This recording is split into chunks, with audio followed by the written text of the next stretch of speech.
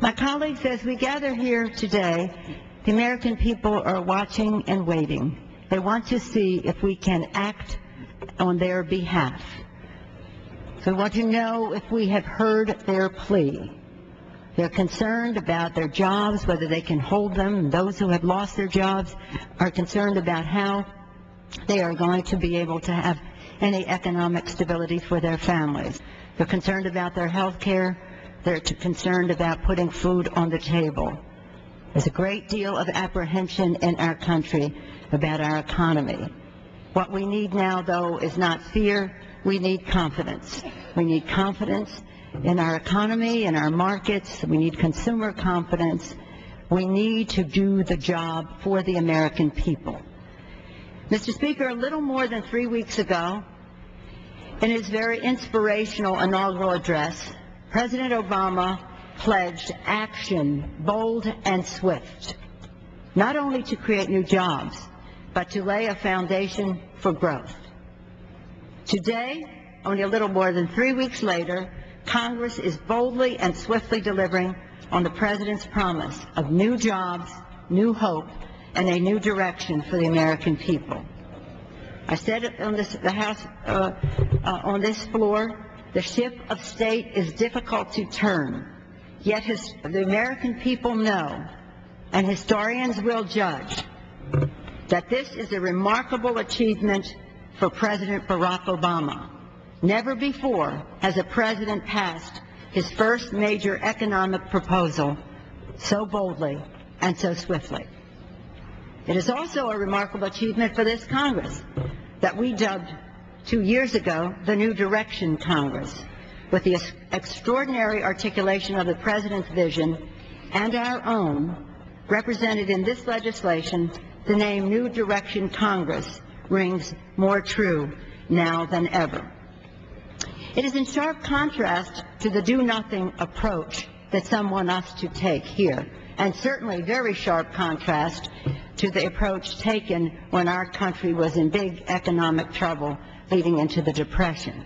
My colleague, Mr. Miller, has already told you some of this, but I want to revisit it. When President Hoover was faced with the Depression, he said, "What the country needs is a big laugh." He said in 1931, "If someone could get off a good joke every day, I think our troubles would be over." In 1932, Hoover asked Will Rogers to think of a joke that would stop hoarding. He told Rudy Valley, "If you can sing a song that will make people forget the Depression, I'll give you a medal." And President Hoover told Christopher Morley, "Perhaps what this country needs is a good poem. Sometimes a good poem can do more than legislation." Sometimes it can, but not this legislation. What President Hoover was saying then wasn't funny then, and it isn't funny now. The American people need action, and they need action now. And they have a right, as they listen to this debate, to ask about this legislation, what's in it for me? After all the debate, this legislation can be summed up in one word: jobs. New jobs for the 3.6 million Americans who were put out of work since the recession began in December 2007. New jobs in an economy transformed by this legislation's new investments in health, education, science, innovation, and in clean, efficient American energy. New jobs created through modernizing America's roads, bridges, transit systems, and waterways, the first such large-scale effort in half a century since the creation of the interstate highway system under President Eisenhower. And the jobs that American workers care about, the jobs the American people care about most, their own, will be dramatically safer the day that President Obama signs this into law. While we jumpstart and then transform our economy for years to come, we must also lift those harmed by the economy we inherit, the workers and families who have been hurt in the recession. What's in it for them? More than 35% of this package will provide direct tax relief to 95% of American workers through the Make Work Pay tax credit. We provide the most significant expansion of tax cuts for low and moderate income Americans ever, which will lift more than 2 million Americans out of poverty. College will be made more affordable for 7 million American college students who will see an increase in their Pell Grants. 4 million students will benefit for a new $2,500 American Opportunity Tax Credit that is partially deductible. We will also help workers and families make ends meet by extending unemployment benefits, COBRA for unemployed workers, investing in job training, and increasing nutrition assistance. Economists tell us that every dollar invested in food stamps and in unemployment insurance creates $1.73 or $1.63, respectively, making the right thing to do for the American people, the right thing to do for the economy. We get the biggest bang for the buck on those initiatives that address the needs of our working families. The historic scope of this bill is matched by an unprecedented accountability in our tax dollars and transparency so that the American people can see where each dollar is invested and contact by name those responsible for how those dollars are spent and ensuring a strong result for our economy.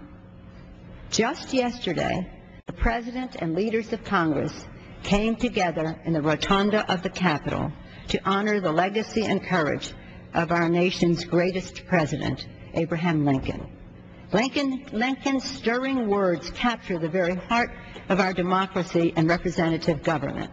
A few years after his sole term in the House of Representatives, and aren't we proud to call him colleague, one who has served in our House, a few years after that first term, Lincoln offered his thoughts on the aims of government. The legitimate object of government is to do for a community of people whatever they need to have done, but cannot do at all or cannot do so well for themselves in their separate and individual capacities. End of quote. Abraham Lincoln. More simply put, we're all in this together. As you cast your vote today, I think I feel this more than on any occasion when we've had a very important vote, and this vote today is indeed historic. When we put our card in to register our support for this important legislation, or not, let us think that our hands are being held and our hands are being pushed by all of the American people who want us to vote for them, for their health, for the education of their children, for their jobs, for the economic security of their families, for a better future built on innovation, science and technology, and a future that will give them hope. Their expectations are high. Our opportunity is great. This legislation helps fulfill the promises that President Obama not only made in his inaugural address, but that many of us have been working over the years in a bipartisan way to achieve. I never thought I'd see the day when we would have an opportunity so great to do so much for so many people in our country. I urge a strong and resounding yes for the American people. Thank you, Mr. Speaker.